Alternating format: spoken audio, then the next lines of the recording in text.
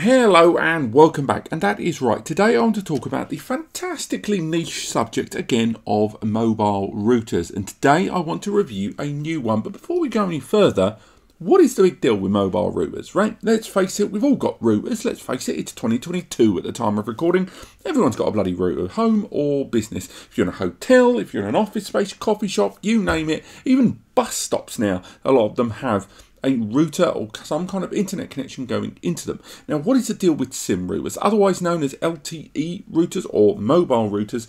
These are devices that allow you to have a controlled internet connection incoming that can be distributed to a bunch of devices, but unlike tethered routers that require you to not be able to kind of have them in a mobile deployable state, SIM routers allow much easier deployment. And by that, although some mobile routers have mains power, they can run on such low power connections that they can actually be supported by far more low energy means and even portable energy means. On top of that, mobile SIM routers allow you to deploy your internet connection in another location that isn't wired down. You haven't got to contact Virgin or anyone like that. Just go, hello, I want an internet connection. What's the box on your wall like? I don't have a wall. I don't have a box on the wall. I live on a boat. Good night. That is what a mobile router is about.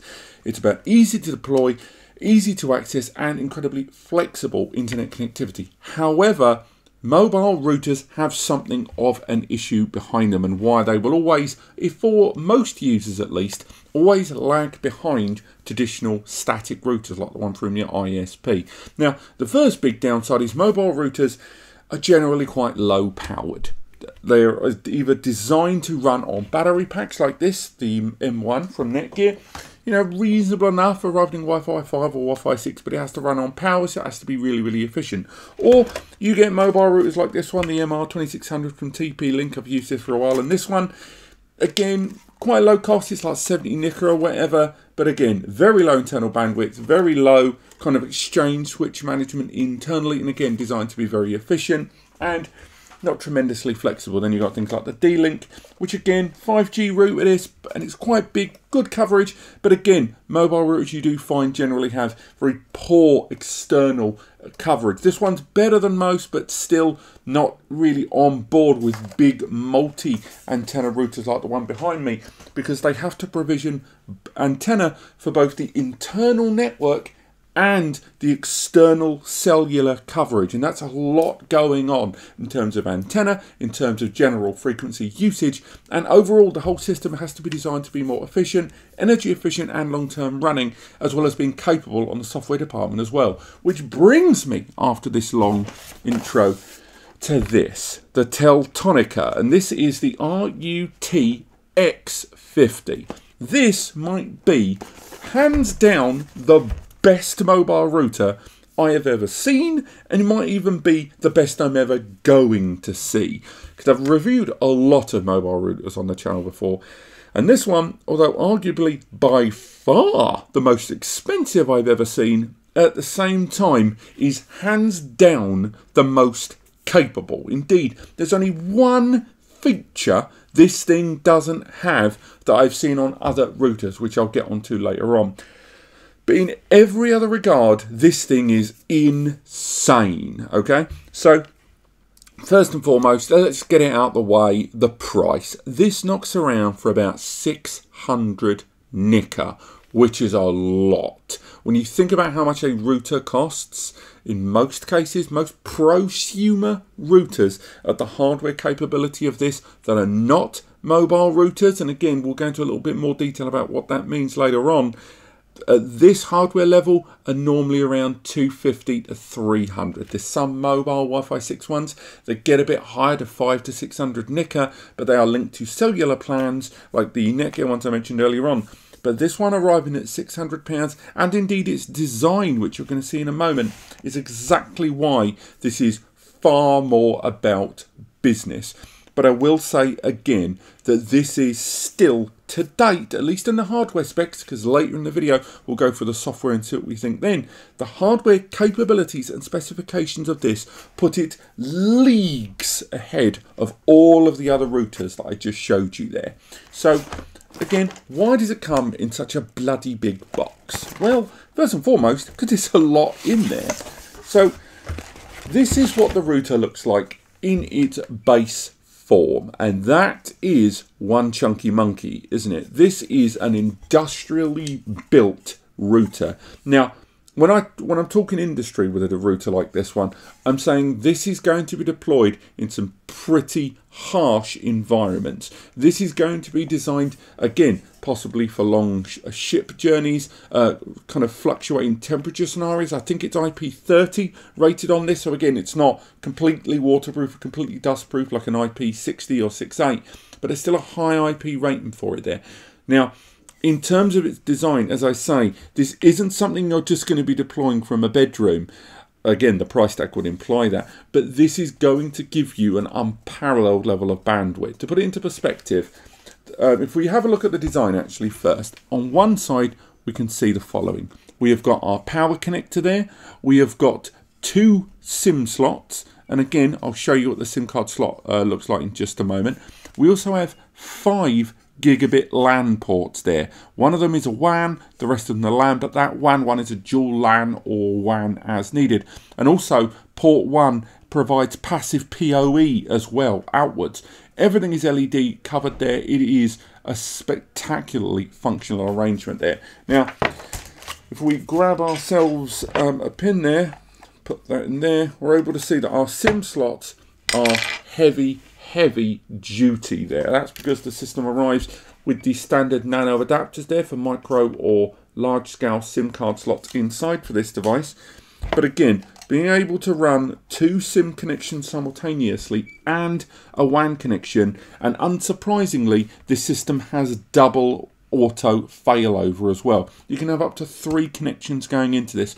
So even if you're not going to use the SIM, which by the way is a 5G SIM, I might add as well, allowing up to a possible, depending on where you are and your 5G coverage, up to a potential 3.3 gigabits, that's 330 megabytes per second 5G external coverage, depending on your proximity and strength to a mast.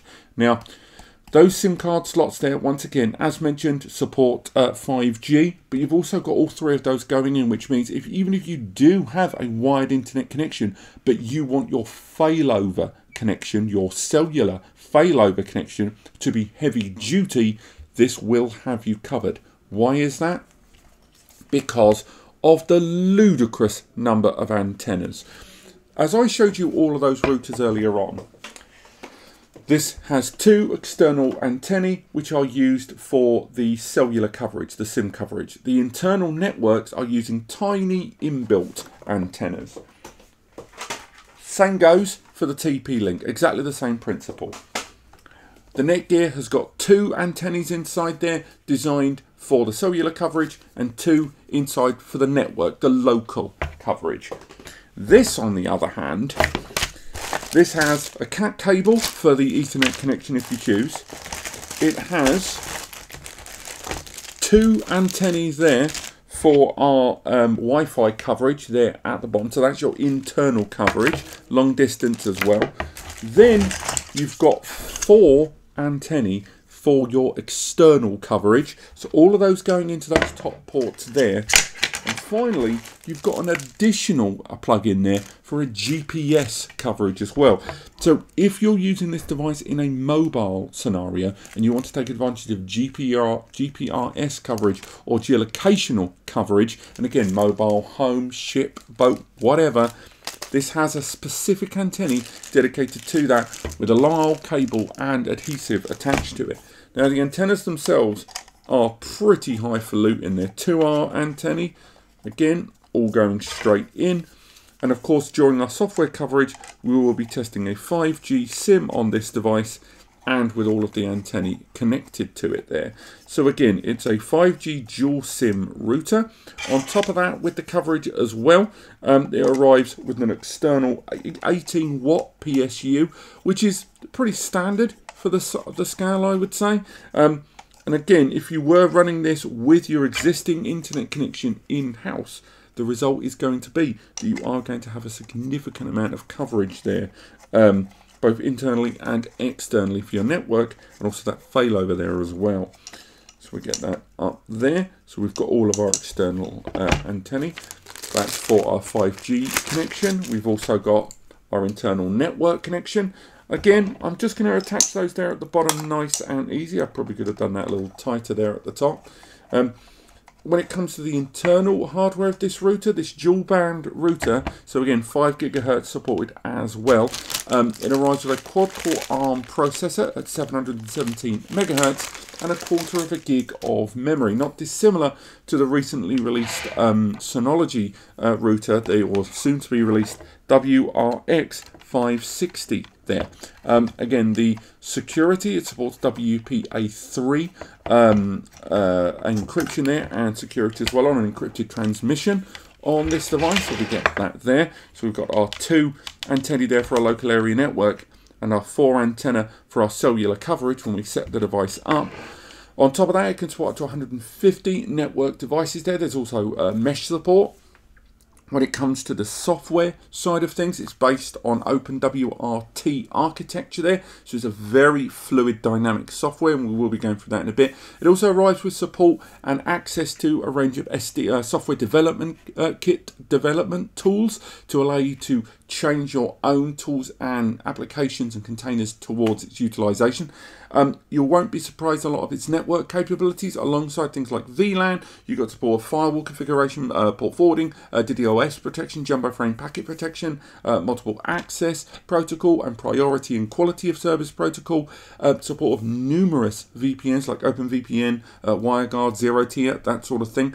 Even port control and flow control. So again, things like lag we're going to be looking into as well. It is by far one of the most capable routers I've talked about before, and it is that just insane level of network coverage and external coverage, not forgetting that GPS support there as well. It is a beefy old router, which again does arrive with a beefy price tag. The warranty supported by default is 18 months, but there are lots of little add-ons and services that you can add over on Teltonika, and I think that's really it. If we take this close to the camera here and bring that closer to you, you can really see the scale of those antennae there all the way along. Again, I've really got to put that in properly. I apologise there on camera. But what we're going to do now is we're going to set this device up and start going through some of this software, because the hardware, although as good as it is, we need to know that it's still going to be capable and usable in a standard environment there. So let's make our way over to the software side. Again, you can set it up with a mobile, but it is recommended to use the desktop tools. And we're going to start making our way through the setup of the RUTX50.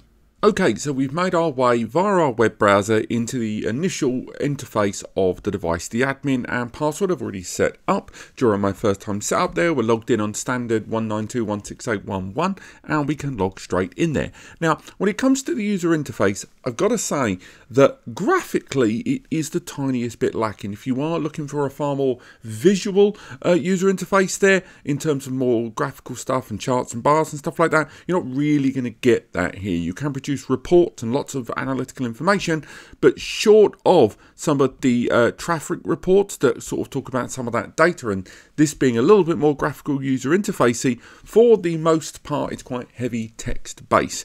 However, I will say that this device does an incredible job of just varying means of which to configure the router, and not just via the interface, and some of that I'll talk about later on. But straight away when you do log into the system, you've got this initial screen here with lots of boxes here that you can kind of change a lot of the individual settings, as well as go straight into their individual features and settings. On the right hand side of the screen, you can pull this little bar across here, and this is kind of your hot panel. From here you can find out a lot more information about key specific features of the device very, very quickly to do with connectivity. And again, you can flick between them, as well as add lots of different ones to that main page and on those overall tabs there, adding more features and services as you see fit with the configuration config wheel at the bottom. Now, if you go there, that's the configuration wheel down at the bottom. You can add more features and services. From the main user interface, you can kind of configure all of what you see here, and you can change a lot. It is an enterprise grade router we're looking at here with a lot of customization. Now, one of the things I very, very early want to talk about is when I've done a lot of my router reviews, and again, not just mobile routers as well, there's this fine line that very few router manufacturers actually toe, and I'm including Netgear in this, I'm including Fritz, I'm including QNAP, including TP-Link and D-Link routers, and that is trying to give enough information about the feature and service for newbies, while at the same time not being over the top and putting too much on screen. Finding a balance between providing tips and guidance and not being too in your face. And I will say with this device, it's found a very good balance. To put that into perspective, if we go into the system there, we can find out a lot more information about the router that we're using there. And again, every single one of these headings has a pop-up.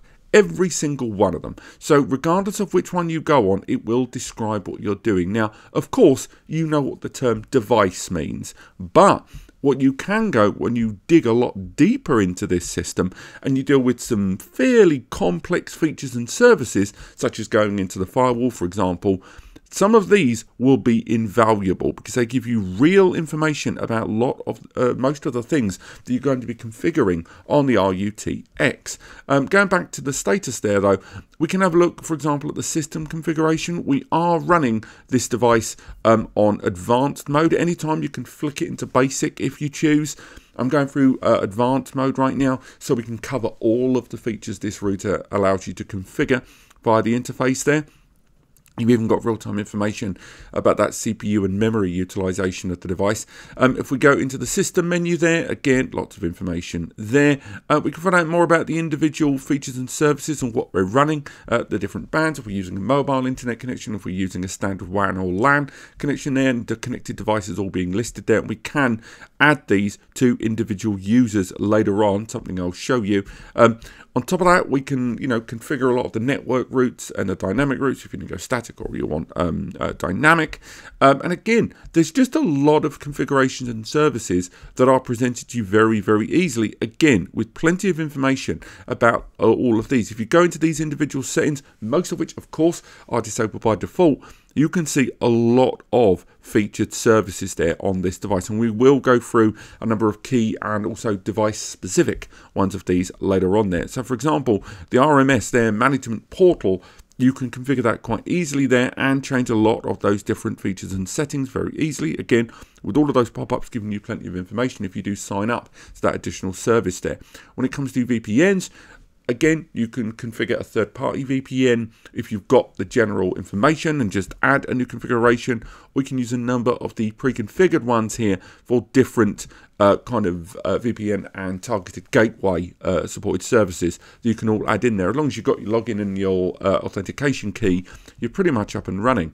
Mobile utilities, this had a really cool feature that I quite liked. Now, the number of people that are actually going to use this is questionable, but I've not seen a feature like this before, and it's going to be specific to mobile routers. But this device has the means where you can send an SMS to the device to activate a feature. So rather than logging in via the online portal and going through different means to get into the device, if you have the phone number of the SIM card that you've put in this mobile device, you can send an SMS to that device, and it will then trigger many different kinds of device, either turning them on or off, or kind of giving you information about the device's current status.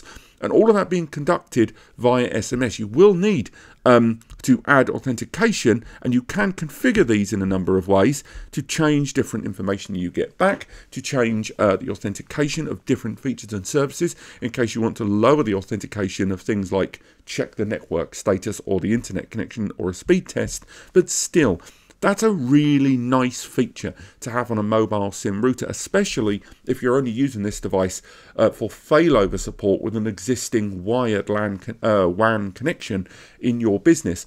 The idea that you won't have to jump through hoops to get into it, and you can just send a text from your phone to the SIM card in the device for any number of different services, features or information is a really cool little feature there, and not something I've seen a great deal of.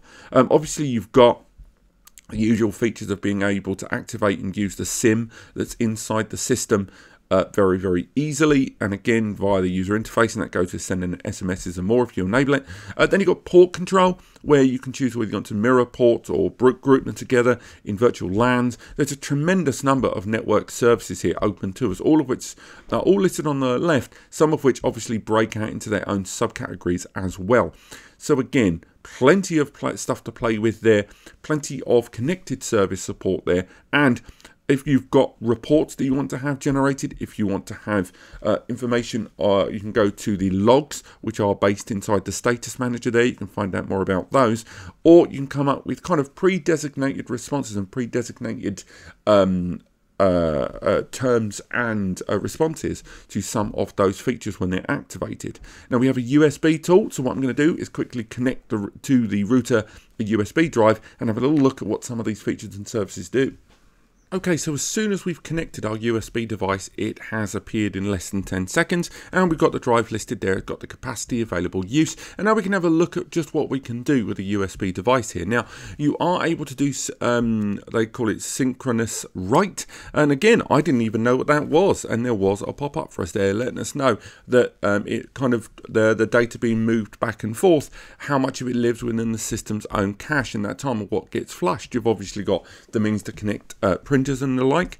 On top of that, you've also got a nifty option here for storage memory expansions here, which is quite cool if you're not going to be utilizing the drive for other purposes, to use it to kind of bolster with a bit of kind of artificial host memory there when needed.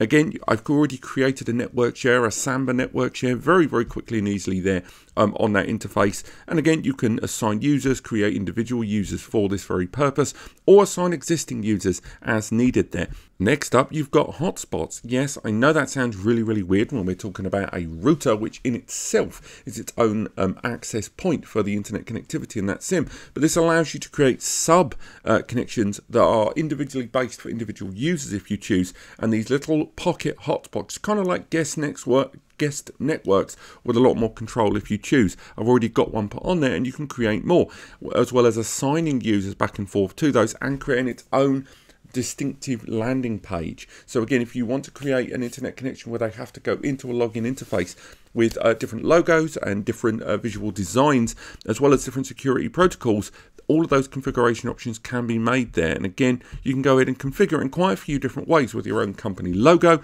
or just different headings and settings, all of them presented to you there on the main screen. So again, lots of configuration, which is another one of those things that really sets this apart from domestic routers, and you would expect that for this kind of price tag.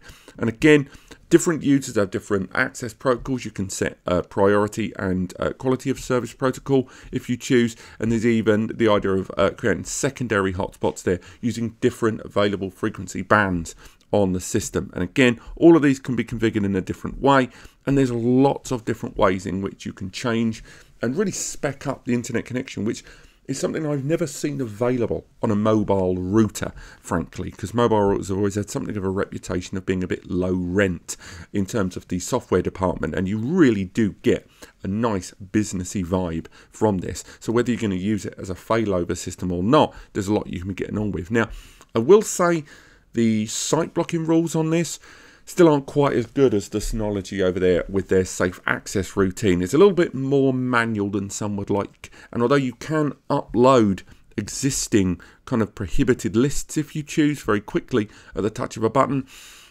the blocking is still a lot more manual than I think I would like. You can, you know, add individual sites if you choose and just make sure that those aren't accessible via certain connections on the system. But it's still very manual, and I would prefer a much more automated system linked to online databases there. Now, it's not the end of the road, because you can change different rules based on different connections and proxies, as you can see there with content blocking. But still, I do think that allowing and what isn't allowed is still a lot more manual than I think a lot of users would like, and it's going to take a lot more time.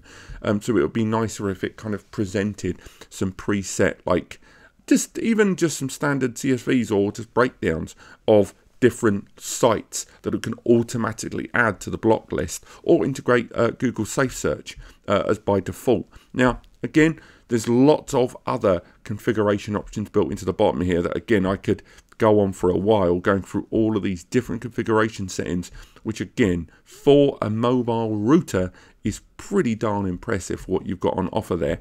And that all goes all the way down to when we can talk about package centers, because this system does allow you to download third-party apps.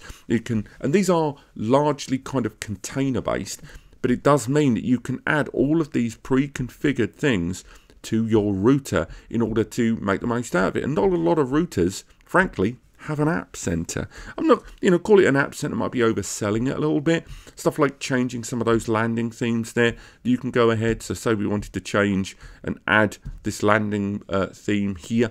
So for one of those guest networks there, those hotspots, this would allow us to assign one of these pre-designated and pre-designed landing pages for that hotspot. But there's also a lot of IoT stuff there at the top, and plenty to be getting on with. Some of them multimedia based, some of them database based, but still lots to play with there. And again, for a mobile router, I absolutely love it, as well as uploading pre-designated ones if you choose, but do bear in mind they are going to have to be compatible, and you don't have a tremendous amount of space, as you can see there at the top right, to play with on that.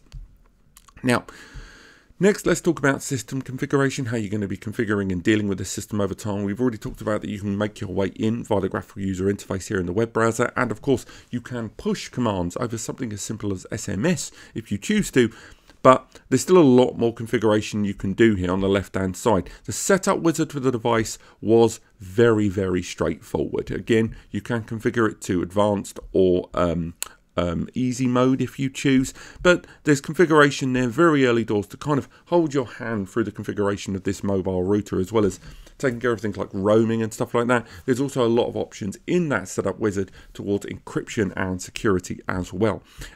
Moving forward, you can add different kind of user licenses, and again, all of the command line stuff you can do in the back end if you choose. You can back up the system configuration in case you want to reset it, or if you're going to go for a firmware update and you're slightly worried about its impact.